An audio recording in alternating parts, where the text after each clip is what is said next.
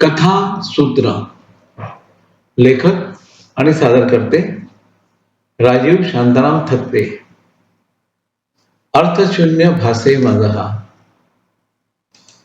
संध्याकाळचे 4 वाजले होते. दादर स्टेशनवर लोकांची गर्दी उसळली होती.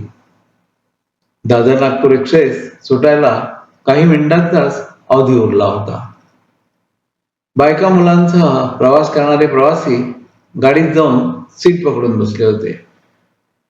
खिडकीतूनच निरोपाची देवाणघेवाण चालू होती. एकटे प्रवास करणारे माझ्यासारखे तरुणही सारी गडबड तटस्थपणे पाहत होते. एवढ्यात गाडीला सिग्नल मिळाला. गाडीने भोंगा वाजवत आता मी चालले चा इशारा सगळ्यांना दिला. मी डब्यासमोरच उभा होतो. गाडी हलताच मी दरवाजातून आत शिरलो आणि सीटच्या दिशेने निघालो. सीट क्रमांक 54. माझा शोध लवकरच संपला. समोर 50 वर्षाचे दिसणारे एक हसरे काका बसले होते. या थत्ते साहेब बसा. काकांनी स्वागत केले. माझे नाव या सद्गृहस्थांना कसे माहिती असावे याचे मला आश्चर्य वाटले. अरे वा, माझं नाव तुम्ही बरोबर ओळखलं. कसं काय बुवा? मी त्यांना विचारलं. काका पुन्हा हसले आणि म्हणाले, अहो असं काय करता? रेल्वेच्या आरक्षण चार्टमध्ये माझ्या शेजारी कोण येणार बघितलं तर तुमचं नाव होतं. त्यावरून तुम्ही सीट क्रमांक 54 शोधत आलात तेव्हा तुम्हीच सत्य असणार अशी खात्री वाटली. मला काकांचं कौतुक वाटलं. सगळ्या गडबडीत आपल्या शेजारी बसणाऱ्या माणसाचं नाव पाहायचं, लक्षात ठेवायचं आणि हसून ओळख दाखवायची हे आम्हा साऱ्या मुंबईकरांना नवीन होते. मी शिवाजी मोरे, वर्ध्याला घरी चाललोय. मुंबईत एका कार्यक्रमाला आलो होतो. काकांनी मला माहिती दिली. मला काकांची माहिती थोड्याच वेळात मिळाली. शिवाजी मोरे वर्ध्याजवळच्या एका गावात गेली 20 वर्षे शिक्षक म्हणून रोज 15-16 तास काम करत होते. शिक्षकाच्या पेशात आदर्श काम करून आता उपमुख्याध्यापकाच्या पदी विराजमान झाले होते. 20 वर्षाच्या शिक्षकीय कारकिर्दीत त्यांनी शेकडो विद्यार्थ्यांसाठी प्रचंड काम केले होते. त्यांचे काही विद्यार्थी शालांत परीक्षेत मेरिट लिस्टमध्ये आले होते तर काही 12वीच्या परीक्षेत 90-95% गुण मिळवून मेडिकल इंजिनिअरिंगला गेले होते. खादीचे कपडे, साधी राहणी, ओठावर हास्य तर डोळ्यात कारुण्य, अस्वस्थता. मोरे गुरुजींची कामाची तडफ पाहून मला त्यांच्याविषयी आदर वाटू लागला. सर, मला सांगा, मुंबईत कोणत्या कार्यक्रमासाठी आला होतात? मी गुरुजींना विचारलं. गुरुजी क्षणभर शिजलेले वाटले. त्यांनी बरोबरची बॅग थोड्या विचाराने उघडली आणि प्रशस्तीपत्र, सोनेरी पदक, शाल, श्रीफळ माझ्या हातात दिलं. अरे वा, तुम्ही महाराष्ट्र शासनातर्फे आदर्श शिक्षक म्हणून सन्मानित झालात. ग्रेट. मनापासून तुमचे अभिनंदन. एवढ्या वेळात सांगितलंच नाही, मी उद्गारलो. सरांचे काम आधी ऐकले होते. त्यांचा शासनातर्फे आदर्श शिक्षक पुरस्कार देऊन गौरव झाला आहे ही माझ्याकरता आनंदाची बातमी होती. गुरुजींची अनेक विषयांवर गप्पा सुरू झाल्या. गुरुजींनी त्याच्या आयुष्यातले चांगले वाईट प्रसंग मला सांगितले. मीही त्यांच्या हकीकती उत्सुकतेने ऐकल्या. माझ्या आयुष्यातले किस्सेही त्यांना ऐकवले. थोड्या वेळाने गुरुजींनी घड्याळात पाहिलं. अरे, 8 वाजले असं म्हणत त्यांनी मोठा डबा पिशवीतून काढला. 'थत्ते, चला जेवायला बसू द्या. अहो, पण मी पुढच्या स्टेशनला उतरून काहीतरी खाणार आहे. मी गुरुजींना म्हणालो. अरे असे कसे चालेल? मी दोघांना पुरेल एवढे जेवण आणले आहे. तुमच्या आणि माझ्यासाठी. गुरुजी म्हणाले. मला रात्री जास्त जेवण लागत नाही. मी म्हटले. गुरुजींनी जेवणाचा डबा उघडला. डब्यात सर्वत्र सुगंध जेवणाचा गंध पसरला. पोळ्या, भाज्या, उसळ, श्रीखंडाचे 2 पॅक्स, भात, वरण, एखाद्या पंक्तीला असावा असा सुंदर मेनू त्यांच्या डब्यात होता. अरे वा, तुमच्या मुंबईतल्या बहिणीने प्रेमानं डबा दिलेला दिसतोय. मी उद्गारलो. हो, माझ्या बहिणीचा मी एकुलता एक भाऊ आहे ना. गुरुजी खदखदून हसत उद्गारले. पण त्या हसण्यामागे कुठेतरी गुरुतेची भावना असावी असं मला उगाच वाटलं. गुरुजींच्या आग्रहाखातर मलाही त्यांच्याबरोबर जेवायला लागले. सुग्रास जेवणामुळे आता डोळ्यांवर सुस्ती यायला लागली. गुरुजी, 10 वाजले, आडवे होऊया का? मी बर्थवर चादर पसरत गुरुजींची परवानगी विचारली. अवश्य अवश्य, मीही आडवा होतो. गुरुजी म्हणाले. दिवसभराच्या व्यापानंतर गाडीच्या धडधडत्या आवाजातही मला झोप लागली. बाकड्यावर बसलेल्या चादरीतून बर्थचा लाकडी कडकपणा त्रास देत होता. तरीही डोळे उघडेच ना. डब्यातले दिवेही हळूहळू कमी झाले. जवळजवळ सगळा डबा झोपेच्या अधीन झाला. थत्ते, जरा उठता का? मला जायच्या आधी तुमच्याशी खरं खरं बोलायचंय. मध्यरात्रीनंतर गुरुजी माझ्याजवळ येऊन हळूच उद्गारले. अंधारातही गुरुजींच्या डोळ्यात पाणी आल्याचा मला भास झाला. मला गुरुजी मध्यरात्री का उठवत आहेत याचा बोध होईना. गुरुजी काय झालं? वर्धा जवळ आले का? मी गुरुजींना विचारलं. सत्ते, मी आधी शेगावलाच उतरतोय. गजानन महाराजांकडे माफी मागायला. माझ्या पापांपासून मुक्त व्हायला जातोय. तुम्हाला खरं सांगितलेच पाहिजे म्हणूनच हा त्रास देतोय. गुरुजी मला म्हणाले. 20-25 वर्षे विद्यार्थ्यांसाठी आयुष्य वेचणारे, आदर्श शिक्षकाचा सन्मान मिळवणारे मोरे गुरुजी कोणत्या पापापासून सुटका मिळवण्यासाठी शेगावला उतरत आहेत हे मला समजेना. इतर प्रवाशांना त्रास होऊ नये म्हणून गुरुजींनी हाताशी धरून मला डब्याच्या उघड्या दरवाजापाशी नेले. थत्ते, मी माझ्याविषयी, माझ्या प्रचंड मेहनतीविषयी तुम्हाला सगळे खरे सांगितले. मला आदर्श शिक्षकाचा पुरस्कार मिळाला हेही खरे. पण काय सांगू, हा पुरस्कार मिळवण्यासाठी माझे शिक्षक म्हणून काम उपयोगी पडले नाही हो. आमच्या गावच्या आमदारांना दरवर्षी 2 शिक्षकांची नावे शासनाला कळवण्याचा अधिकार होता. विद्यार्थ्यांसाठी रोज 16-16 तास करूनही 20 वर्षांनंतरही माझे नाव आदर्श शिक्षकासाठी पाठवले जात नव्हते. गावातल्या बिड्या उडणारे आणि गांजाचे व्यसन असलेले दारुडे 10वी पास शिक्षकही आमदारांच्या शिफारसीने आदर्श शिक्षक झाले. एकदा आमदारांना भेटलो. आधी आमदारांनी मला त्यांच्या वैयक्तिक कामाला लावलं. 2-3 वर्षानंतर माझे नाव शासनाकडे पाठवण्यासाठी 10,000 रुपये लाच मागितली. अनिच्छेने तीही मी त्यांना दिली. पण तरीही माझा नंबर लागत नव्हता. माझं मन खूप अस्वस्थ होत होतं. रात्रभर झोप लागत नव्हती. स्वतःवरचा, जगावरचा विश्वास उडत चालला होता. माझी ही अवस्था बायकोला पाहू आला. शेवटी धीर धरून ती आमदारांना भेटली.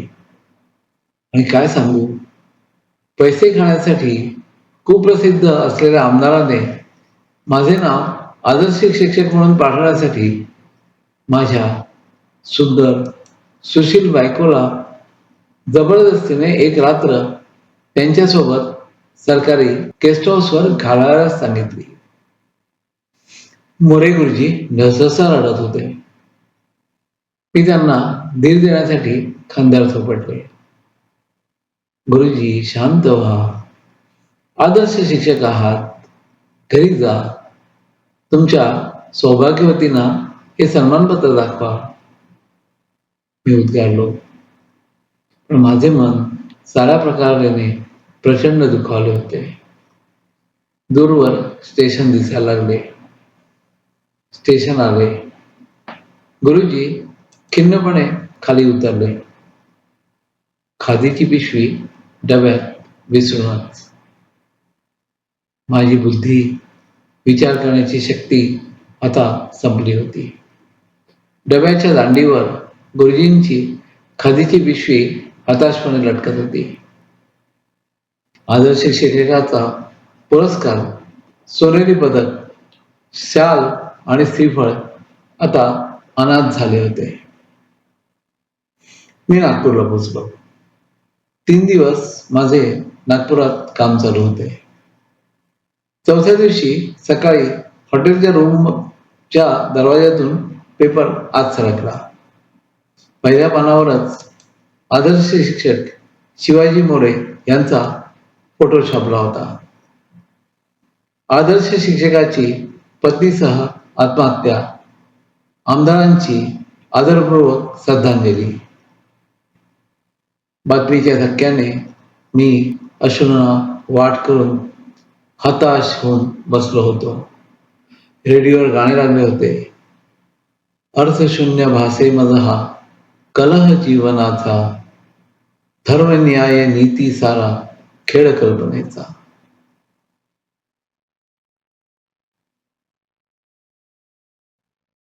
कथा सूत्र.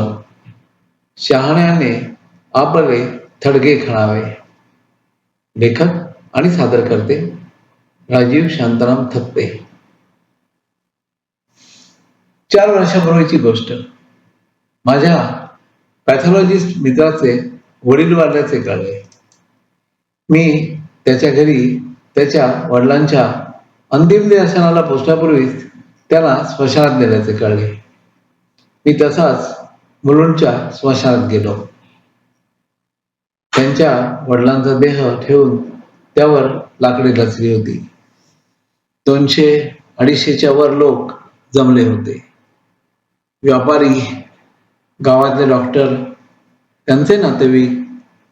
मित्राने वडिलांच्या देहाला अग्नी दिला. देहावर टाकलेल्या तुपामुळे ज्वाला भडकल्या. मी पाहिलेले, मला भेटणारे मित्राचे वडील अनंतात विलीन होत होते. मी मागेच उभा होतो. आसपासच्या जमलेल्या लोकांच्या गप्पा सुरू होत्या.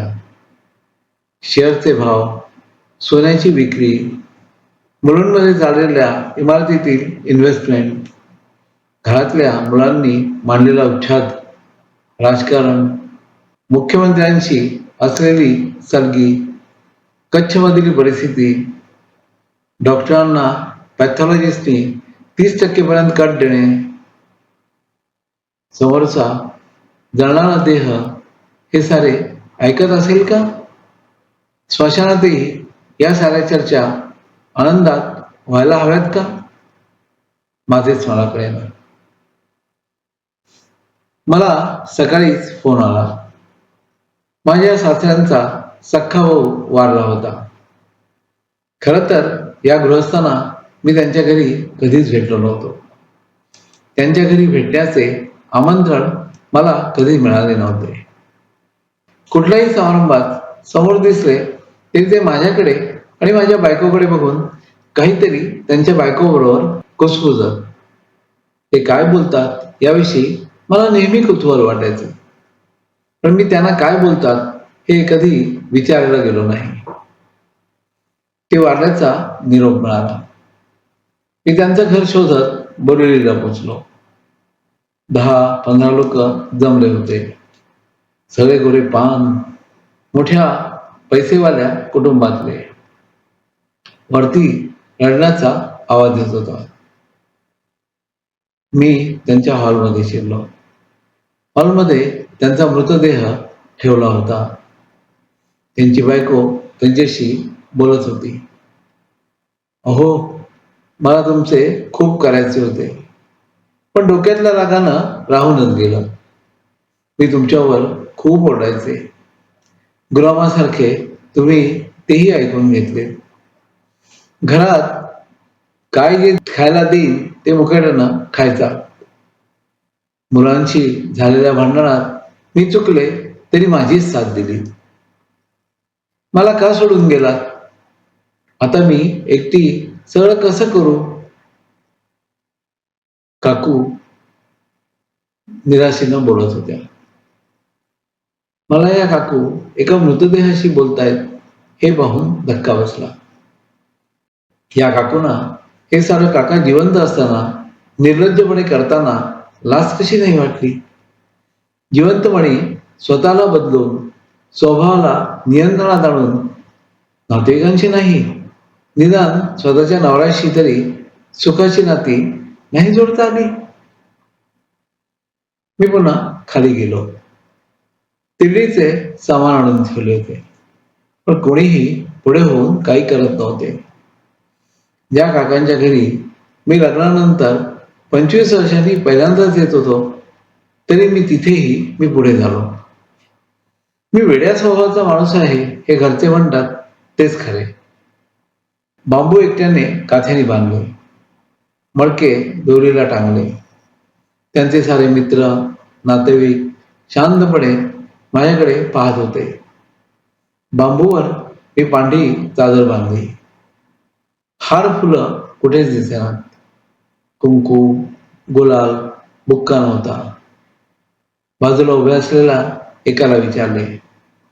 त्याने बहुधा माझ्याकडे पैसे घेऊन काम करतोयस तर मग मला कशाला विचारतोयस अशा भावनेनं माझ्याकडे बघितलं. बहुधा मी त्यांना मयतासाठी सामान पुरवणारा कॉन्ट्रॅक्टर वाटलो होतो. तयारी पूर्ण झाली.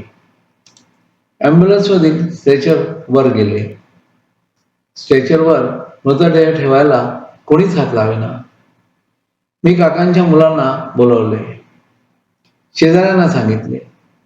4 जणांनी हात लावून मृतदेह स्ट्रेचरवर ठेवला होता. काकूंनी मी मदतीला येऊ का म्हणून विचारलं.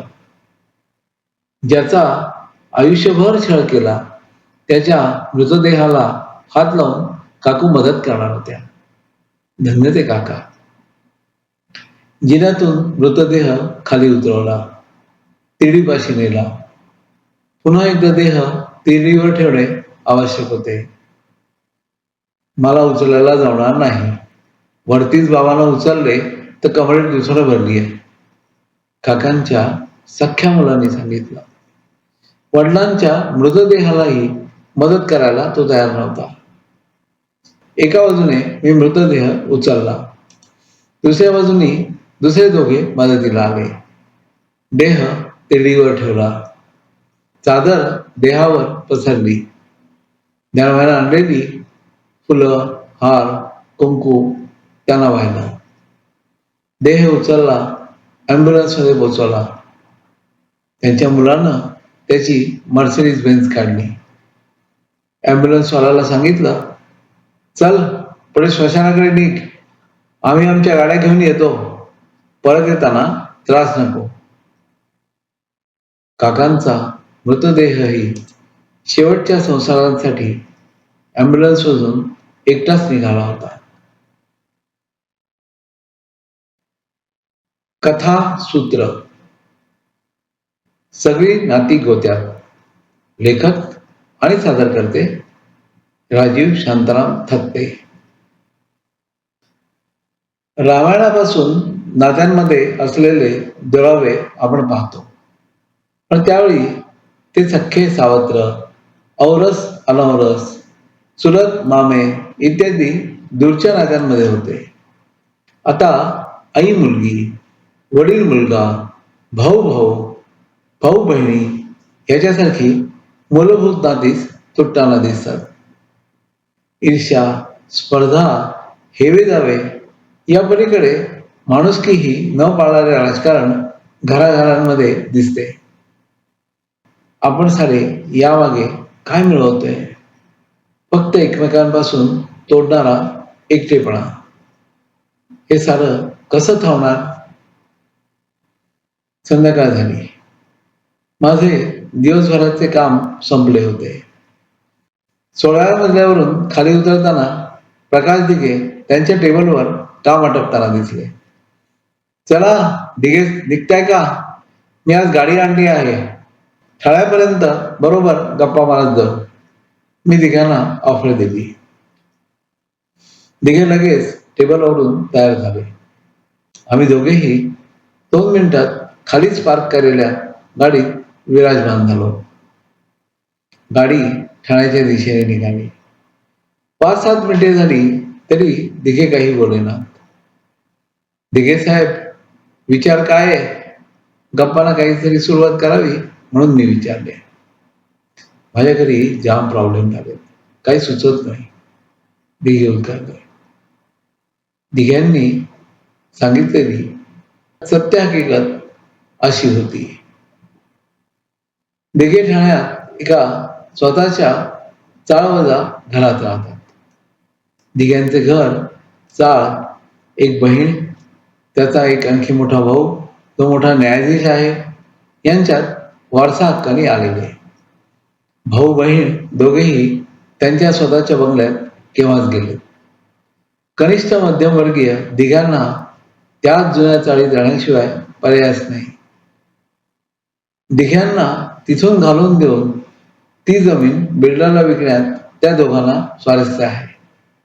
दिघांना तिथून घालवावे म्हणून त्यांच्या बहिणीने तिच्या भागावरची कौले पावसाळ्याआधीच काढून टाकली होती, अगदी हक्काने, कारण तो भाग वारस हक्काने तिला मिळाला होता. कौले काढण्याने पावसाचा धबधबा थेट दिघ्यांच्या घरात पाणी घुसवत होता. गाद्या पांघरुणही पाण्यापासून वाचवणे अवघड होत होते. घरात 1-1.5 फूट पाणी साठत होते. त्यांच्या दुसऱ्या भावाने त्याच्या मालकीचा वारसदारीत आलेला संडास जवळच्या वस्तीतल्या वेश्यांना फुकट वापरायला दिला होता. त्यामुळे साऱ्या वेश्या, त्यांचे दलाल आणि मान्यवर ग्राहकही दिघ्यांच्या बायकोलाही गैरसमजुतीने त्यांच्यातलीच एक मानत आणि मोकळ्या मनाने तो वापरत होते. काय करू मला समजत नाही. मी मोठा भाऊ, त्यामुळे वडील गेल्यावर या दोघांचे शिक्षण, लग्न सगळे मी केले. पैसे खर्च करताना विचार केला नाही. आणि आज हे दोघं बिल्डरला जागा विकण्यासाठी मला प्रचंड त्रास देत आहेत. भीती वाटते. मी इथून हटलो नाही ना तर एक दिवस सुपारी देऊन आम्हा नवरा बायकोला वर पाठवले जाईल. दिघे उद्वेगाने उद्गारले. गाडीच्या काचेवर पावसाचा मारा होत होता. मीही चूप बसलो. दिघ्यांना काय सांगू, काय कसा आधार देऊ मलाच कळेना. खरंच आज आपण कुठे चाललोय? माणुसकी ठेवणेही आम्हाला जमेनासे झाले आहे का? पूर्वी मुलीची प्रगती पाहताना आईला मनापासून आनंद व्हायचा. मुलीने यश मिळवले तर घरात अभिमानाने शाबासकी दिली जायची, दृष्टीही काढली जायची.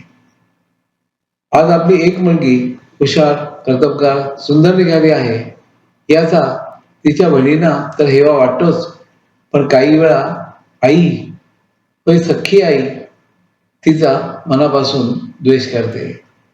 तिला या गोष्टी पुन्हा करता येऊ नयेत, यश मिळू नये म्हणून अनेकदा बाहेरच्या यश देणाऱ्या ऍक्टिव्हिटीज बंद करून घरातली कामे तिच्यावर लादली जातात. दळण आण, भाजी आण, स्वयंपाक कर, कपडे मशीनला लाव या आदेशाने तिला थकवले जाते.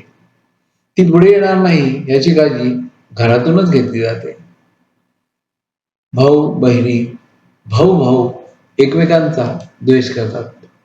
त्यांची लग्न झाली तर येणाऱ्या महिन्या भावांना उपदेश करून जुनी नाती तोडण्याची काळजी घेतात. आपल्या भावाला यश मिळाले तर जग त्याचा गौरव करत असताना त्याच्या भाऊबंधात मात्र त्याला काही अक्कल नाही, याला यश मिळण्याची बिलकुल योग्यता नव्हती, याचा जगात पुन्हा पुन्हा उल्लेख केला जातो. शेजाऱ्याला मिळालेला भरपूर पैसा आम्हाला चालतो, पण आमचा भाऊ किंवा बहीण श्रीमंत होते हे आम्हाला आवडत नाही. पूर्वी सासू सुनांचे नाते बिघडलेले असायचे. सासूला तिच्या सासूनं भरपूर त्रास दिलेला असे. हा त्रास त्याच्या 30-35 वर्षाच्या व्याजासह नव्याने येणाऱ्या सुनेला दिलाच पाहिजे यात एकवाक्यता होती. शिवाय त्रास देण्याचे मार्गही पूर्वीच्या पिढीपेक्षा जास्त इनोव्हेटिव्ह होत आहेत. या साऱ्या व्यापात घर तुटतायत. पूर्वी शेजाऱ्या शेजाऱ्यांमध्ये जे मदतीचे आपुलकीचे नाते होते तेवढे ते आता आई वडिलात मुलातही संपत आहे. सख्खी भाऊ बहिणीच साऱ्या व्यापात एकमेकापासून एवढी दूर जात आहेत की त्यांची पुढली मामे, मावस, आते, चुलत भावांची पिढी तर एकमेकांनाही ओळखतही नाही. ते काय करतात, त्यांना मुळंबाळ किती, सगळे राहतात कुठे याचं ज्ञान भान समाजातही नाही.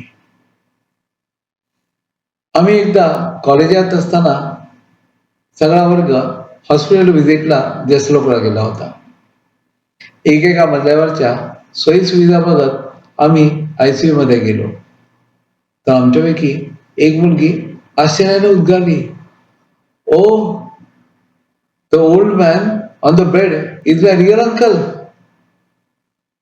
तिचे अंकल ICU मध्ये जीवन मृत्यूशी लढत आहेत हेही तिला जसलोक मध्ये व्हिजिटला गेल्यावर कळले होते. वृत्तपत्राच्या कार्यालयात जाहिरात विभागात बसलो होतो.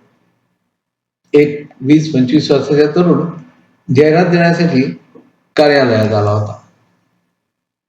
मला माझ्या वडिलांना श्रद्धांजली वाहण्याची जाहिरात द्यायची आहे, अगदी ठळक मोठी. मला बरे वाटले. कुणीतरी तरुण आपल्या वडिलांना आदरानं श्रद्धांजली वाहतो आहे. त्याने पुढे सहज म्हटले, माझ्या भावानं दुसऱ्या पेपरला जाहिरात दिली, त्यात खाली माझे नावच आले नव्हते. आता मला त्याच्यापेक्षा डबल आकाराची जाहिरात द्यायची आहे. मला आश्चर्य वाटलं. वडिलांच्या मृत्यूनंतरही भावाभावात केवढे प्रेमाचे राजकारण. मित्रा, सॉरी, तुझे बाबा कधी वारले रे? मी त्याला विचारले. माझ्या गावंढळ खादीच्या पोशाखाकडे पाहत तो उद्गारला, hey man, I don't remember when my only died. I was in States that time. Okay. मी मान हलवत त्याला दुधाला देत म्हणालो, यस यस ओके. मनात म्हटले, हे देवा, तू तरी काहीतरी कर ना ही नाती सुधारायला.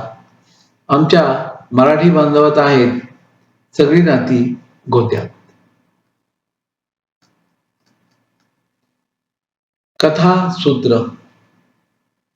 कॅलिडोस्कोप. लेखक आणि सादरकर्ते श्री राजीव शांताराम थत्ते. रस्त्याच्या कडेला मी उभा. मुंबईत सिग्नलला कधी उभा राहिला तर गाड्यांमधून जाणारे, रस्त्यावरून धावणारे, चेहऱ्यावर चिंतेची ओझी घेऊन जाणारे, जड पावले टाकत जाणारे, समोरच्या हेडिंगवर चमकणारे अनधिकृत होर्डिंगवरचे राखट रावळे राजकारणी, असे अनेक चेहरे आपण पाहतो. त्या प्रत्येक चेहऱ्याला भावना जोडलेल्या असतात. कधी समजतात तर कधी न समजत कोड्यात टाकतात. एक बाई तयारी करत असते. आपल्या बाळाचा हात पिळगळत सांगते, अभी रोना चालू कर, नाही तो धंदा नाही होगा. मुलगी वर्ष 2 वर्षाची असावी. स्त्री तिला पाठुंबी फडक्यात लटकवते. गड्यांच्या समोर रडणाऱ्या मुलीला समोर धरते. साहब, बच्चा बीमार है, कुछ खाना भी नहीं खाया है, 5-10 रुपया दे दो ना. जग बघताना मला पटकन एक आई सापडते, मुलीला धरून भीक मागणारी. मी चित्रपट पाहून बाहेर पडतो. नवीन हिरोईन, उफाळ्याची, जोरात नाचणारी, समोरच्या पब्लिक पडून शिक्ट्या मिळवणारी. मला ती आवडते माहीत नाही, पण तिकिटाचे 15 रुपये त्या नव्या हिरोईनला पाहून वसूल झाल्यासारखे वाटतात. चित्र संपल्यावर मी माझ्या फिल्म इंडस्ट्रीतल्या मित्र झालेल्या एका फोटोग्राफरकडे जातो. हा फोटोग्राफर नव्या चित्रपटात येऊ इच्छिणाऱ्या मॉडेलचे फोटो काढणारा. हा चित्रपट पाहिला, मजा आली. त्यात नवीन नटी नीता काय दिसली आहे, मी त्याला माहिती देतो. आपला आनंद शेअर करावा असे मला नेहमीच वाटते. तो आत जातो. माझ्यासमोर 100-150 फोटोंचा गड्डा टाकतो. एक एक फोटो मी पाहतोय आणि चक्क होऊन मॉडेलच्या अंगावर ते कपडे भिंगाने शोधावेत एवढे कमी. तुला माहितीये नीता सिंगला चित्रपटात रोल कसा मिळाला ते? हे फोटो 10-15 निर्मात्यांकडे पोहोचवले. कोणी अंदाज कर? फोटोग्राफर मला प्रश्न करतो. माझ्या डोळ्यासमोर एखादी क्रूर, पैशासाठी एक्सप्लॉइट करणारा दलाल उभा राहतो. 16-17 वर्षाचा, मुलीला छळणारा, पैसे मिळवण्यासाठी काहीही करायला लावणारा. कपडे उतरवले, आणखी काय करायला लावले असेल? माझ्या अज्ञानी मनात आलेला विचार. फोटोग्राफर माझ्या मनाचा अंदाज घेतोय. मी उत्तर देणार नाही आणि तेवढी माझी क्षमताही नाही, हेही त्याला माहिती आहे. हे फोटो काढून घेतले, निर्मात्यांकडे पोहोचवले. मुलीलाही निर्मात्यांसमोर कमीत कमी कपड्यात सेक्सी बनवून दिले. तर तिच्या सख्ख्या आईने भरपूर पैसे मिळवण्यासाठी, तेही स्वतःच्या चैनीसाठी, तिच्या सख्ख्या आईनं. मी शांतपणे विचार करतोय, या स्त्रीला मी आई का म्हणून म्हणायचे? माझ्या घरी घरकाम करणारी बाई, आणखी 3-4 घरी धुणं भांडी करते. तिला दिलेले रूप असे की आमच्या इमारतीच्या गेटमधून आत शिरली तर इमारतीत राहणारे सुशिक्षित मर्द तिच्याकडे पाहणारच. गाडी सुरू झाली तरी ती नजरेआड होईस्तोपर्यंत ऍक्सेलरेटरवर पाय टाकून गाडी सुरू होणार नाही. तिला 3 मुली, नवरा दारू पिणारा, घर हिच्या 4-5 घरात भांडी, धुणी, केर, पट्टा मारण्याच्या उत्पन्नावरच चालणारे. ती एक दिवस घरी आली. माझ्या पत्नीला सांगितलं, बाई, आजपासून सगळी कामं मी सोडते. मला दुसरं चांगलं काम मिळालंय. नवऱ्याने शोधलं. रात्रीचे काम, दिवसा मुलांच्या शाळा, अभ्यास, त्यांचे जेवण खाण याची काळजी घेते. दारुड्या नवऱ्यानं मारल्यावर मी त्याला पैसे देण्याऐवजी मीच व्यवस्थित पैसे देईन. नवरा मला रात्री 8 वाजता कामावर सोडेल. रात्री 2 वाजता परत घेऊन जाईल.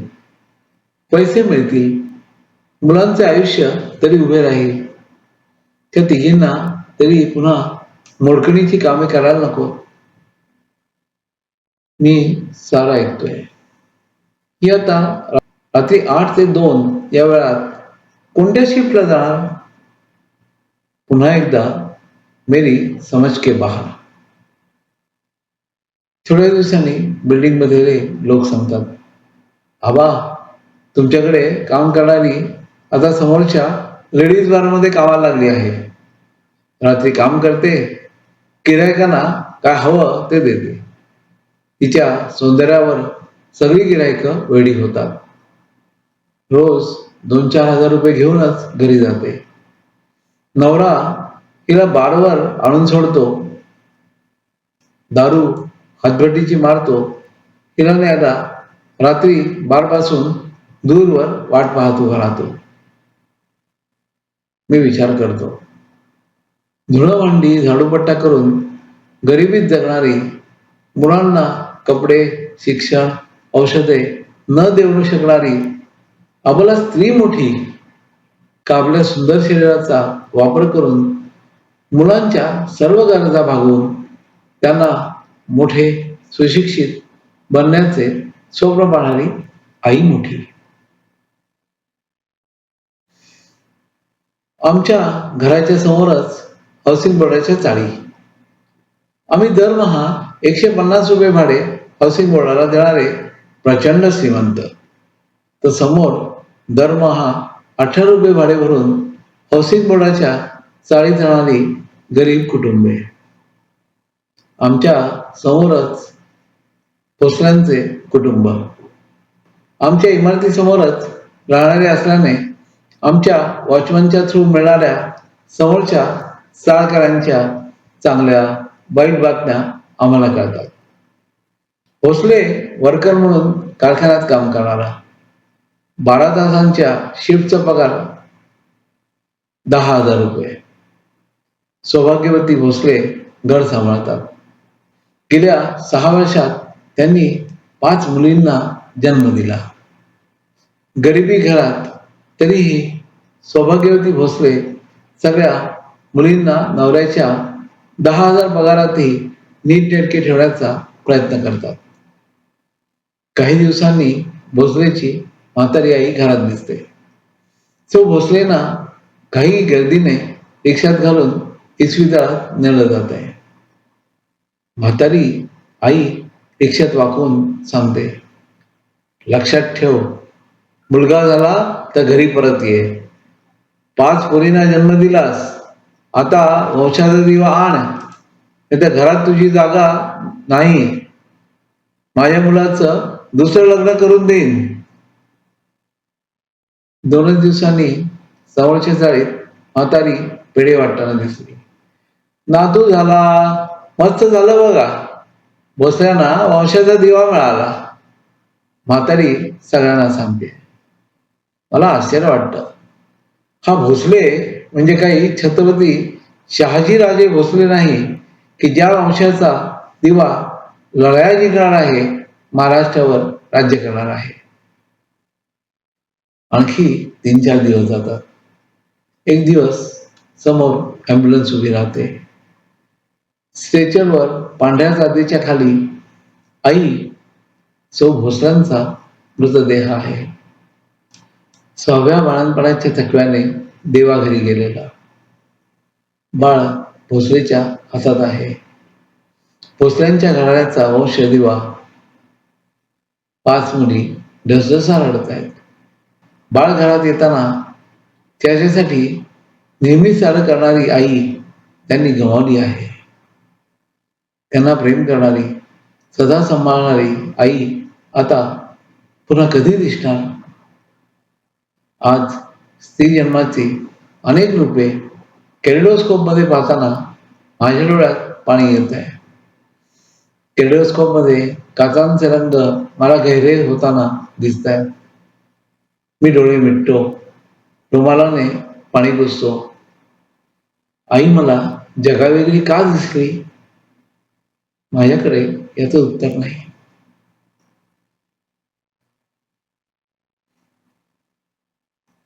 कथा सूत्र, शब्दांच्या पलीकडेले.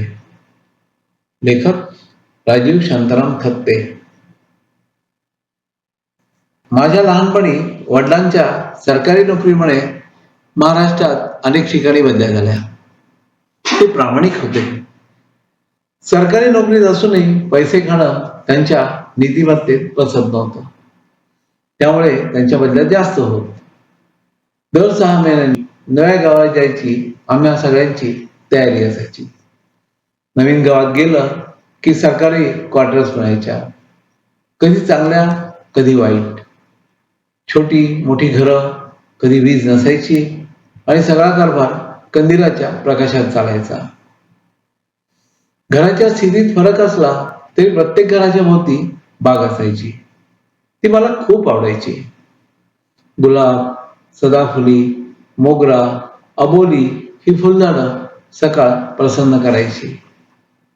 चिनी गुलाब मला आवडतोच.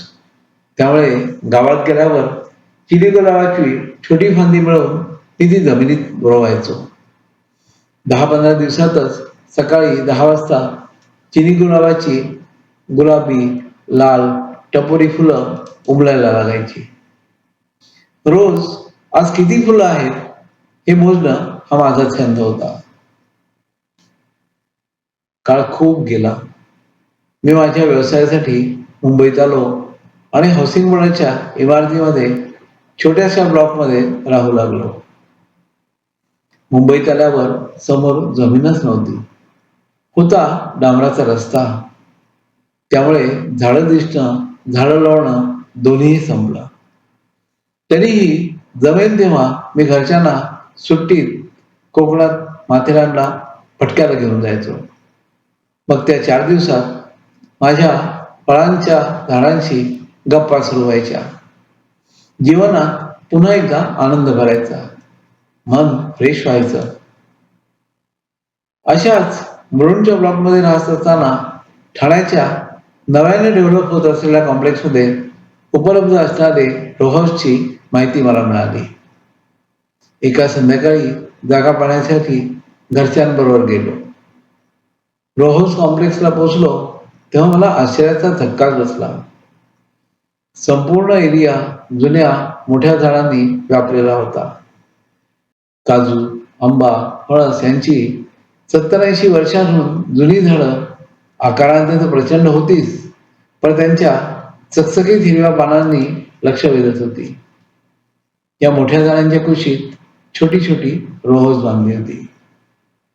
मध्ये हिरवागार लॉन होता. एक छोटा तरण तलाव होता आणि पुन्हा शेकडो फुलझाडं, गुलाबी, लाल, पिवळी, निळी, सोनेरी, नारंगी, पांढरी, जांभळी हजारो फुलं झाडांवर फुलली होती. प्रत्येक नव्या प्रकारच्या झाडावर वेगवेगळ्या रंगाची फुलं तर होतीच, पण त्याच जातीच्या फुलांचे रंगही आकर्षक, तरीही छटांनी वेगवेगळे होते. मला बाग प्रचंड आवडली. प्रत्येक रो हाऊसच्या पुढे आणि मागेही छोटीशी बाग दिली होती. शिवाय नवीन झाडं लावायला जमीन उपलब्ध होती. घराच्या मागे एक मोठे मैदान होते आणि त्या मैदानातही आपण एखाद्या अरण्यात आहोत असं वाटावं एवढी विविध रंगी झाडं पसरलेली पोडलेली होती. मी रो हाऊस निवडलं. आम्ही सारे गच्चीवर पोचलो आणि चारी बाजूला काय काय आहे ते पाहू लागलो. घराच्या मागच्या मैदानात अनेक झाडं दिसली, पण रो हाऊसला लागून एक करंजाचं सुकलेलं झाड दिसलं. झाडाला भरपूर उंची होती, फांद्या होत्या, पण एकही पान नव्हतं. आसपासची हिरवीगार झाडं असूनही या झाडाला एकही पान नसावं याचं मला आश्चर्य वाटलं. संध्याकाळची वेळ होती, त्यामुळे झाडावर अनेक पक्षी परतत होते. त्यांचे आवाज, चिवचिव मन मोहून टाकत होती. कोकिळेचा आवाज मी मुंबईत ऐकलाच नव्हता, पण इथे तर 5-6 कोकिळा एकमेकीला साथ घालत सुरेल आवाजात गात होत्या. मला किंगफिशर दिसला. भारद्वाजांनी दर्शन दिलं आणि शुभ मानलं जाणारं मुंगूसही त्या तासाभरात नजरेला पडला. मी जागा घ्यायचं निश्चित केलं, तरी बाकी सगळ्या खासियतीनंतर एकच झाड रिकामं पानांशिवाय कसं हा प्रश्नही मनात राहिला. काही महिन्यांनी आम्ही नव्या हाऊसमध्ये राहायला आलो. मुलुंडच्या ब्लॉकमध्ये राहिलेली कुंडीतली झाडंही आम्ही टेम्पोत घालून कुंडीसह नव्या जागेत आणली. रोज सकाळी अंगण झाडायचं आणि नंतर झाडाच्या मागच्या पुढच्या बागेतल्या झाडांना पाणी घालायचा उपक्रम मी चालू केला. प्रत्येक झाड, मग ते फुलझाड असो किंवा शोभेचे झाड किंवा लिंबू पेरूसारखं फळझाड असो, मला त्याच्याकडे बघायला खूप आवडत होते. मुळांना पाणी घालावे हा अधिकृत नियम असला तरी मी मात्र प्रत्येक झाडाला ट्यूबने पाणी फवारून रोज साफ करायचो. झाडं मग मला जास्त आनंदी वाटत आणि माझा दिवसही प्रसन्न मनाने चालू व्हायचा. एक दिवस मुलुंडहून आणलेल्या कुंडीतलं चमेलीचं झाड मी मातीत लावलं, त्याला खत घातलं आणि मग त्या झाडाची प्रचंड वेगानं वाढ सुरू झाली. रोज फुलांचा पाऊस पडू लागला. संपूर्ण बंगल्यात सुगंध पसरू लागला. चमेलीच्या वाढणाऱ्या फांद्यांना कंपाऊंडची भिंत आता छोटी वाटू लागली. एक दिवस बेल कुठे चढवावा याचा विचार करताना शेजारच्या मैदानात माझ्या भिंतीला लागून असलेलं पण अजूनही संपूर्ण सुकलेलं करंज्याचं झाड माझ्या नजरेला पडलं. मी स्टूलच उचलून आणलं आणि चमेलीच्या वेलीच्या फांद्यांना दोरींनी त्या सुकलेल्या झाडाच्या माझ्या अंगणात येणाऱ्या फांदीला बांधल्या. चमेलीच्या फुलांचा सीझन होता. वेल पटापट वाढत दोरीवरून गेली. मात्र एक मोठी थैली कम गोळी मोठ्या सीटच्या खाली प्रयत्नपूर्वक आणि काहीशी जपून ठेवली गेली. थोड्याच वेळात बस पडली. आता निघतो का हाय इथंच राहायचा विचार आहे? कंडक्टरनं ड्रायव्हरला सवाल केला. ड्रायव्हरनं मागे बसलेल्या प्रवाशांना एकदा डोळा भरून पाहिलं आणि स्टार्टर मारत बस सुरू केली आणि काही मिनिटातच गावाच्या बाहेर जाणाऱ्या रस्त्यावर पोहोचवली. प्रवासी स्थिरस्थार झाले होते. मी हातात चिवड्याची पिशवी धरून मध्ये मध्ये चिवडा तोंडात टाकत होतो.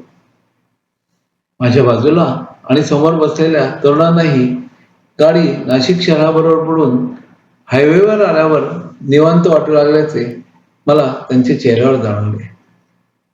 काय मुंबईला चालले का? काहीतरी विचारायचे म्हणून मी शेजाऱ्याला विचारले. होय साहेब, उत्तर आले. मी हातातली चिवड्याची पिशवी पुढे केली. माझ्या शेजारी बसलेल्या तरुणाने पिशवीतून चिवडा घेऊन तोंडात टाकला आणि पिशवी पुन्हा माझ्या हातात दिली. मित्रांकडे पास करा ना, मी सुचवले.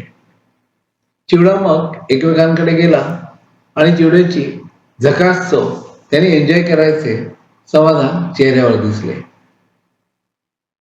मला एसटीची वाट पाहताना, प्रवास करताना, बागेत फिरताना, समुद्र किनाऱ्यावर हुंदडतानाही भेटणाऱ्या प्रत्येकाशी गप्पा मारायची सवय जडली आहे. मुंबई येईपर्यंत प्रवासाचा मेळ मजेत जाळण्यासाठी गप्पांना मी सुरुवात केली. काय दोस्तांनो, नाशिकला काय काम घेऊन आला होतात? मी विचारले. काका, आम्ही सगळे राज्य पातळीवरच्या विविध गटांच्या कुस्ती स्पर्धांमध्ये भाग घेण्यासाठी आलो होतो. माझ्या चिवडा ऑफर करण्याच्या उदारपणाने आणि दोस्तांच्या सुरुवातीने मला त्यांनी साहेब पदावर उतरवून काका बनवले होते. मी सगळ्यांपुढे नव्या नव्या नजरेने पाहिले. प्रत्येकाचे बलदंड शरीर, तेजस्वी चेहरे, 6 फुटाहून जास्त उंची माझ्या नजरेत भरली. मला कौतुक वाटलं. मुंबईत नव्या पिढीतले सगळे मला नेहमी डिस्कोला जाणारे, कपड्यांमध्ये झगमगीतपणा ठेवणारे आणि तब्येतीने बहुधा काळी पैलवान भेटतात. त्या खऱ्या पैलवानाला बघून मी खुश झालो. मग तुमच्यापैकी कोणी कोणी कुस्त्या मांडल्या? मी उत्सुकतेने विचारलं. सगळ्यांनी एकमेकाने चमकून बघितले. माझ्या प्रश्नाचे उत्तर कोणीच दिले नाही. मला सांगा तरी, कुस्त्यांचे काय झाले, जिंकलात की नाही? मी पुन्हा प्रश्न रिपीट केला. त्यांच्यातल्या लीडरने घसा खाकरला, थोडा संकोच करत उद्गारला, काका काय सांगायचे, नाशिकच्या कुस्त्या हा तर वेगळाच प्रकार होता. कुस्त्या फडाच झाल्या, लोकांनी पाहिल्या, जिंकणाऱ्यांना हारतुळही मिळाले. मंत्री खासदाराच्या हस्ते चांदीच्या गद्याही वाढण्यात आल्या, फेटेही चढवले गेले. पण जिंकणाऱ्यांमध्ये आम्ही कुठेच नव्हतो. लीडरने निराश हताश चेहऱ्याने सांगितले. मला आश्चर्य वाटले. या 6-7 तगड्या तरुणांना पाहून राज्य पातळीवरच्या कुस्त्यात ते जिंकले असतील याची मला शक्यता वाटली. पण ते वेगळेच सांगत होते.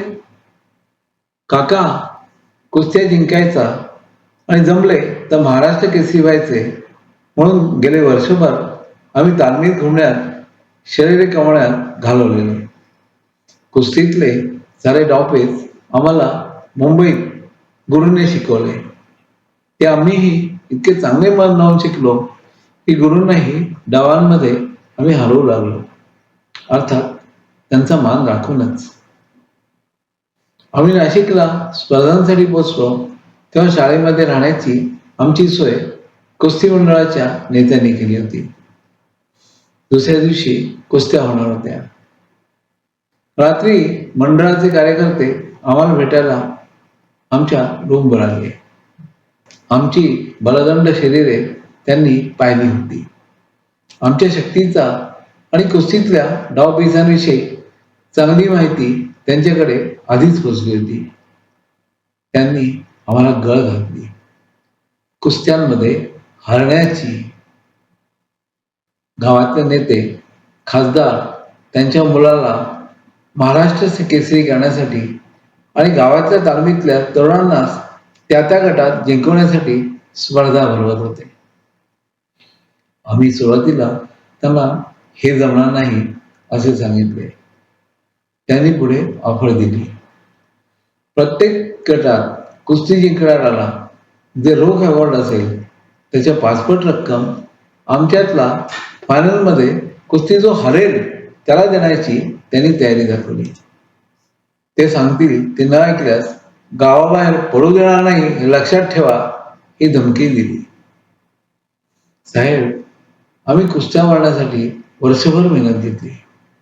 गेली 8-10 वर्ष तालमीत घालवली, नोकऱ्या सोडल्या, शिक्षण अर्धवट राहिली. शेवटी एकाही स्पर्धेत न जिंकता खासदारांच्या मुलासाठी व स्थानिक गुंडांच्या साठी आम्ही सगळे कुस्त्या हारलो. परवा संध्याकाळी आम्हाला कबूल केलेले पैसे रोख आमच्या हातात आले. त्याच रात्री समारंभात प्रेक्षकांमध्ये बसून विजयी चेहऱ्याने बिकट हास्य करत बसलेले मोठ्याने हार स्वीकारणारे विजेते आम्ही स्टेजवर पाहिले. हजारोंच्या नोटा बरोबर असूनही आम्ही जागत संपूर्ण रात्र काढली. कथा सूत्र, अंधार. लेखक आणि सादरकर्ते श्री राजीव शांताराम थत्ते. माझं नाव बाबा शिंदे. मी एक चहाची टपरी चालवतो. सातारा जिल्ह्यातल्या कटवाडी गावाहून मी मुंबईत आलो. मुंबईत आलो तेव्हा माझ्या हातात छदामही नव्हता. गावी रोजगाराचे साधन काहीच नव्हते. मुंबईत येऊन काहीतरी नोकरी मिळेल, एखादा छोटासा धंदा उभा करता येईल या आशेवर मी मुंबईत पोहोचलो. अनेक दिवस भटकूनही रोजीरोटीची व्यवस्था होत नव्हती. असाच मुंबईत रोजगार नोकरीसाठी फिरत असताना पोचलो सूर्यनगरला. सूर्यनगर हा नव्यानच विकसित होणारा भाग होता. सूर्यनगरमध्ये एक जमिनीचा मोठा तुकडा रिकामा पडला होता. तो कोणाचा आहे त्याच्यावर मालकी कोणाची याची माहिती कोणालाही नव्हती. सूर्यनगरच्या या रिकाम्या जमिनीवर हळूहळू बंगले उभे राहत होते. ज्याच्या खिशात जेवढे पैसे तेवढे बांधकाम. शेट्टी नावाचा एक शेठ स्वतःच्या बंगल्याला नवे रूप देत होता. करता करता शेट्टीचा 3 मजल्याचा ताजमहाल उभा राहिला. ग्रॅनाइट, मार्बल येत होते. बाहेरून साधा वाटणारा हा बंगला आतून सजला होता. सूर्यनगराच्या बाहेर मी एक चहाची टपरी खोलली, अर्थात बिनपरवान्याची. कुठून तरी एक हातगाडी मी विकत घेतली. चहाचा छोटा धंदा चालायचा. दिवसाच्या शेवटी 100-150 रुपये हातात राहायचे. सूर्यनगरमध्ये आता नवी घरे, नवे बंगले उभे राहत होते. प्रत्येकाच्या घरी 2-3 गाड्या उभ्या दिसायच्या. सकाळी सेठ सेंट मारून झक्क कपड्यात बाहेर जायचे. त्यांच्या बायका त्यांना हसून हात हलवून निरोप द्यायच्या. माझ्या चहाच्या टपरीच्या बाजूलाच आणखी 3-4 टपऱ्या उभ्या राहिल्या. एक लॉन्ड्रीवाला, एक पानवाला आणि एक भाजीवाला. आम्ही सगळेच बेकायदा. सूर्यनगराची एक खासियत होती, बेकायदा बांधकाम. शेट्टी सेटच्या जोडीला उभे राहिलेले बंगले एकमेकांची स्पर्धा करत. त्यात 1-2 साधी घरं होती. गावाहून आलेले मराठी तात्या त्यात राहत होते. येता जाता माझ्या टपरीवर चहा प्यायचे. कधी प्रेमानं विचारायचे, काय बाब्या, कसा आहेस? एक दिवस सकाळी जीपमध्ये 4-5 माणसं आली. आमच्या विभागात अण्णाभाऊ राहतात, समाजकार्य करणारे. त्यांची पोलिसात दोस्ती आणि म्युन्सिपाल्टीत ओळख. अण्णांनी ओळखले ही तर म्युन्सिपाल्टीची माणसे आहेत. अण्णांनी त्यांना माझ्या टपरीवर आणलं. चहा पाजला. तुमची पुरी कॉलनी बेकायदा आहे. कुठलेही बांधकाम प्लॅन अप्रूव्ह करून झालेलं नाही. तुम्ही बेकायदा ताजमहाल उभे केले आहेत. 2-3 करोडचा बंगला आणि त्यात 1 करोडचे मार्बल, ग्रॅनाइट आणि फर्निचर. म्युन्सिपाल्टी हे सगळं आता पाडून टाकणार आहे. त्या 4 मजला मुख्य उद्गारला. अण्णांनी सारं शांततेत ऐकलं. म्हणाले, दादा, तुम्ही आता आम्हाला सांभाळायचं. पूर्ण मुंबईत बेकायदा आहे. आमचंही थोडंसं चालू द्या. आता काय करणार? म्युन्सिपाल्टीवाले आमच्या जवळ आले. म्हणाले, दर महिने आम्हाला पैसे पाठवत जा, नाहीतर लक्षात ठेवा, गाड्या उचलून गटारात फेकून देऊ. आम्ही 4घे गाडीवाले लाचारीने हसलो. एक दिवस सकाळी अण्णा पुन्हा माझ्याकडे आले. म्हणाले, बाब्या, आता म्युन्सिपाल्टीची नोटीस आली आहे. पूर्ण सूर्यनगर बेकायदा, त्यांना पाडायचं आहे. आम्ही सगळे कोर्टात जातोय स्टे घ्यायला. आम्ही प्रत्येकाने 10,000 काढलेत. तुम्ही 4घे मिळून एकत्र 10,000 द्या. तुमच्या नावानं पण कोर्टात स्टे घेऊ. कॉलनीने राहील, तुम्हीही टिकाल. मी मागे वळून पाहिलं. 2-2, 3-3 कोटीचे बंगले झकास उभे होते. सगळी मिळून त्यांची किंमत 120 कोटी. 120 कोटीत शून्य किती तेच मला माहिती नव्हते, कारण मी स्वतःच एक शून्य होतो. अण्णा, मी 10,000 कुठून देऊ? दिवसाला 50-100 रुपये कमावतो. त्यातले 40-50 खर्च होतात. गावी म्हातारे बाबा आणि थकलेली आई माझ्या मनी ऑर्डरची वाट पाहत असतात. 10,000 ना माझ्याकडे आहेत, ना मला कोणी देईल. अण्णा हसले. म्हणाले, बाब्या, तू बसलायस सूर्यनगरमध्ये. चोऱ्या कर, डाके घाल, काळा पैसा कमव. सूर्यनगरात गाडी चालवायची तर कोर्टात जावं लागणार, 10,000 द्यायला लागणारच. विचार कर आणि सांग. मी विचार काय करणार? माझ्या डोळ्यात पाणी आलं. आई बाबा आठवले. त्यांच्या डोळ्यात मला याचना दिसली. बाब्या, 2 महिने झाले, मनी ऑर्डर नाही आली, नीट जेवण मिळत नाही, औषधे बंद. बाब्या, आता काहीतरी कर ना. आम्ही शेवटी राहावे ना, म्हणून गुरुजींना मुंबईला फोन करून सगळा प्रकार सांगितला. पैलवानांनी मला हकीकत सांगितली. मी सगळ्यांकडे पाहिले. सगळ्यांच्या डोळ्यात पाणी होते. महाराष्ट्र केसरी असे होतात, हिंद केसरी हे असेच निवडले जात असतील का, या विचाराने मी खूप अस्वस्थ झालो. तुमच्या डोळ्यात या अनुभवाने पाणी आलंय. मेहनत धुळीला मिळाली. आता काय उपयोग? मी उद्गारलो. पहिलवानांचा लीडर माझ्या जवळ आला. आता काका, तुम्हाला म्हणून सांगतो, गुप्त ठेवा. मी चमकून त्याच्याकडे पाहिले.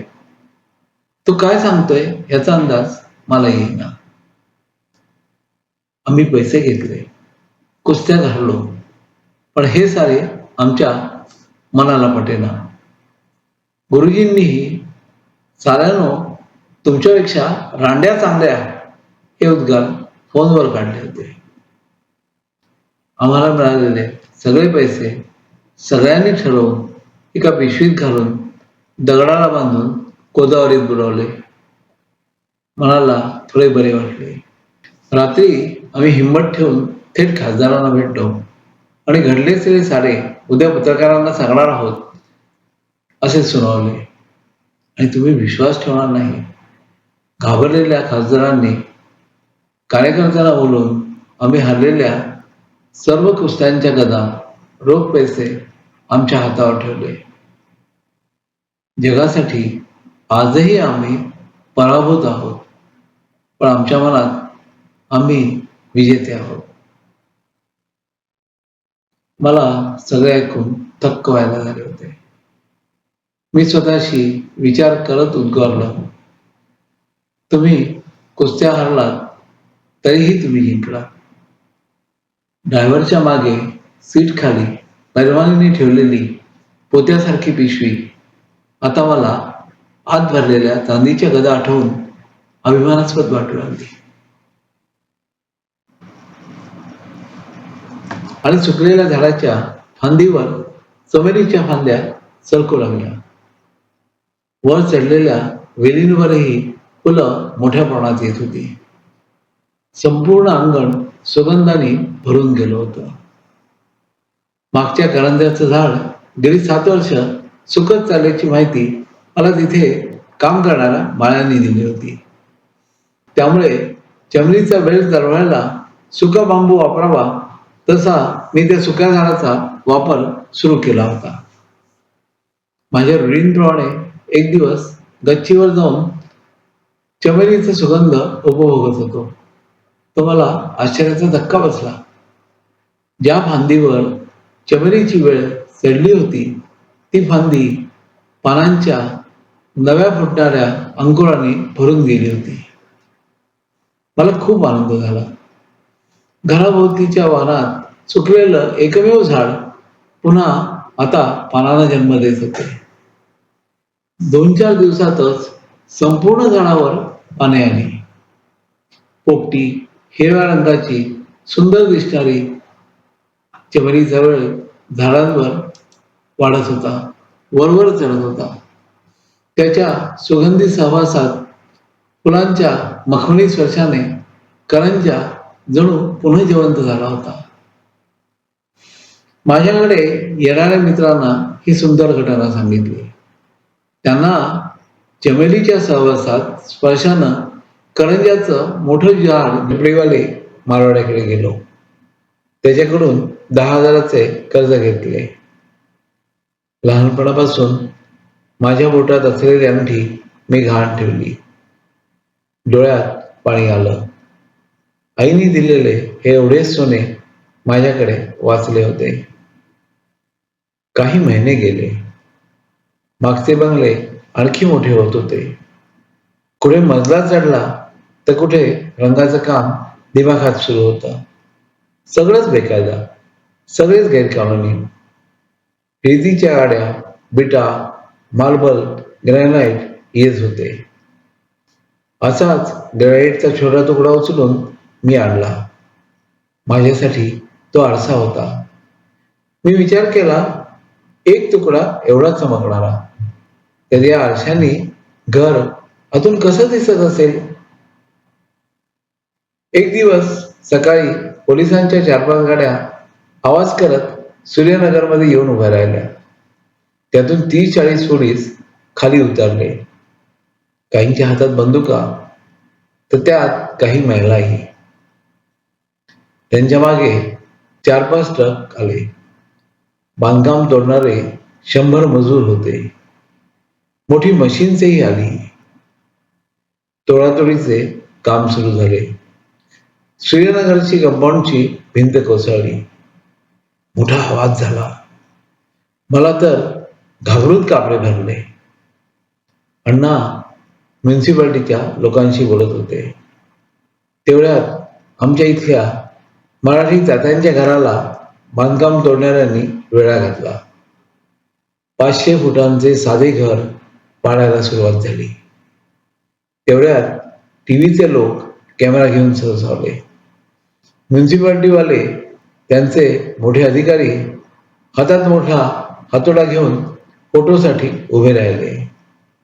तात्या, त्यांची बायको हात जोडून रडत विनंती करत होती. काही फायदा झाला नाही. तोडायचे काम चालूच राहिले. मला वाटले आता पूर्ण सूर्यनगर तोडून टाकणार. इथे ताजमहाल जमीनदास्त होणार.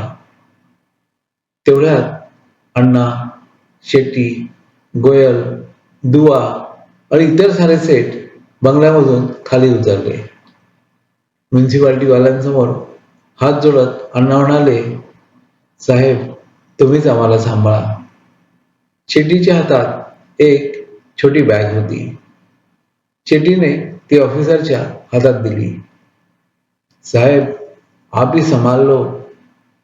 आपने कहा वैसे ही इसमें है 40 लाख. म्युन्सिपाल्टीच्या ऑफिसरनी आपापसात चर्चा केली.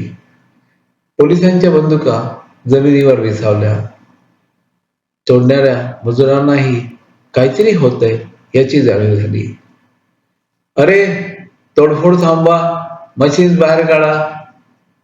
ऑफिसरनी मजुरांना आदेश दिला. तोडफोड थांबली. फक्त तात्याचे घर तुटले होते. घराच्या सळ्या लोंबत होत्या. खिडक्या, दरवाजे उघडले होते. भिंतींना मोठे भोके पाडली होती. त्यातून आतले सामान सगळे दिसत होते. 5-10 मिनिटे अशीच गेली.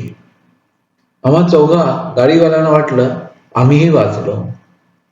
तेवढ्यात ऑफिसरनी इशारा केला. बुलडोझर आमच्या पुढे सरकला. 4 टपऱ्या 2 मिनिटात जमीनदोस्त झाल्या. पुन्हा टीव्हीचे कॅमेरे चमकले. ऑफिस बरोबर आता पोलीसही फोटो काढून घ्यायला उभे राहिले. माझा संताप अनावर झाला. मी तावातावानं पुढे सरकवलो. म्युन्सिपाल्टीच्या ऑफिसरच्या एक थोबाडीत लागवून दिली. मोठ्यांचे ताजमहाल तसेच राहतात, पण फोटो काढायला गरीब तात्यांचा बंगला तुम्ही पाडलात. आम्हा 4 गरिबांची दुकाने उद्ध्वस्त केली. मराल तुम्ही एक दिवस असेच उद्ध्वस्त व्हाल, मी म्हणालो. 2 इन्स्पेक्टर पुढे सरसावले. त्यांनी माझे दोन्ही पाय पकडून मला जमिनीवर पाडले. 7-8 पोलीस हवालदारांनी मला लाथ्याबुक्क्यांनी तुडवले. आजही सूर्यनगरच्या बाहेरच मी चहाची टपरी लावून उभा आहे. पोलिसांच्या मारहाणीत माझा एक पाय लुळा पडला आहे. आता चालायलाही अवघड होते. दरमहा गावी जाणारी मनी ऑर्डर बंद झाली. आई बाबांना जेवणही मिळणे अवघड झाले. बाबा औषधं न मिळाल्याने देवाघरी गेले. आई आता एकटीच भीक मागत एस टी स्टँड समोर बसते. डोळ्यांवर असलेल्या चष्म्याच्या जाड काचाही आता फुटल्यात. त्याहून दिसणेही तिला अवघड होते. मी रोज दिवसभर हताश भावनेने सेठ लोकांनी बनवलेले दिमाखात उभे असलेले बेकायदा ताजमहाल पाहत असतो. ग्रॅनाइटचा तो छोटा तुकडा मी बाहेर काढून त्यात स्वतःचा चेहरा पाहण्याचा प्रयत्न करतो. आता त्यात मला माझा चेहरा दिसत नाही, फक्त अंधार समोर दिसतो.